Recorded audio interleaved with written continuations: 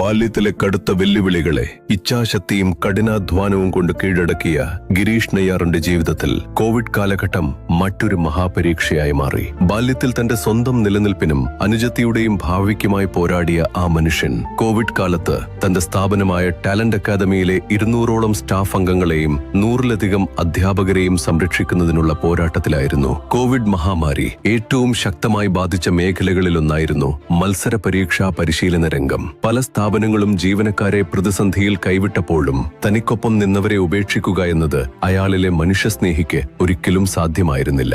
കാരണം അവർ അദ്ദേഹത്തിന് ജീവനക്കാരല്ല, മറിച്ച് സ്വന്തം കുടുംബാംഗങ്ങളായിരുന്നു. ഒരു രൂപ പോലും വരുമാനമില്ലാതിരുന്ന കാലഘട്ടം തന്റെ കാറും സ്വന്തം വക്കീൽ ഓഫീസും ഉൾപ്പെടെ സ്വന്തമായിരുന്നവയെല്ലാം കിട്ടിയ വിലക്ക് വിറ്റ് തന്റെ കൂടെ നിന്നവരുടെ ജീവിതം തകരാതിരിക്കാൻ അദ്ദേഹം ഉറച്ചുനിന്നു. താൻ ചെയ്ത സൽപ്രവർത്തികളുടെ ഫലമെന്നോണം ഏറെ വൈകാതെ തന്നെ ടാലന്റ് അക്കാദമിയെ ഒരു പബ്ലിക് ലിമിറ്റഡ് കമ്പനി ഏറ്റെടുത്തു. അതിലൂടെ അദ്ദേഹത്തിന്റെ സാമ്പത്തിക പ്രതിസന്ധികൾക്ക് ചെറിയൊരു ആശ്വാസമായി. എന്നാൽ അതിനുശേഷവും ഗിരീഷ് നെയ്യാർ വ്യത്യസ്തനായിരുന്നു. താൻ വിറ്റ ഒരു കാറിന് പകരം 5 കാറുകൾ വാങ്ങി പ്രതിസന്ധി സമയത്ത് തോളോട് തോൾ ചേർന്ന് നിന്ന തന്റെ സഹപ്രവർത്തകർക്ക് സമ്മാനിച്ചു. കൂടാതെ കൂടെയുണ്ടായിരുന്ന ഓരോ സ്റ്റാഫിനും ശമ്പള വർധനയും ക്യാഷ് അവാർഡും മുടങ്ങിപ്പോയ ബോണസുമൊക്കെ നൽകി തന്റെ തിരിച്ചുവരവ് ആഘോഷമാക്കി. ഇതാണ് ഗിരീഷ് നെയ്യാർ, ഒരു പോരാളി, ഒരു നേതാവ്, ഒരു കറകളഞ്ഞ മനുഷ്യസ്നേഹി. പാറശാലയുടെ വികസനത്തിനു വേണ്ടി അയാളുടെ മനസ്സിൽ ധാരാളം പദ്ധതികളുണ്ട്. വിദ്യാഭ്യാസ രംഗത്ത് പുതിയ സാധ്യതകൾ തുറന്നുകൊടുക്കുന്ന സ്കിൽ ഡെവലപ്മെന്റ് സെന്ററുകൾ, വിദ്യാർത്ഥികൾക്ക് ലോക നിലവാരത്തിലുള്ള പരിശീലനം നൽകുന്ന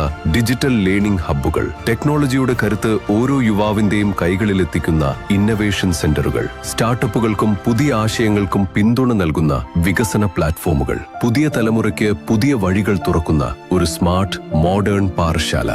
ഈ പോരാളിയുടെ പോരാട്ട വീര്യം ഇനി പാറശാല നിയോജക മണ്ഡലത്തിലെ ഓരോ മനുഷ്യരുടെയും തലവര മാറ്റും. ഇത് ഞങ്ങൾ ഗിരീഷ് നെയ്യാറിനെ അടുത്തറിഞ്ഞവരുടെ ഉറപ്പ്.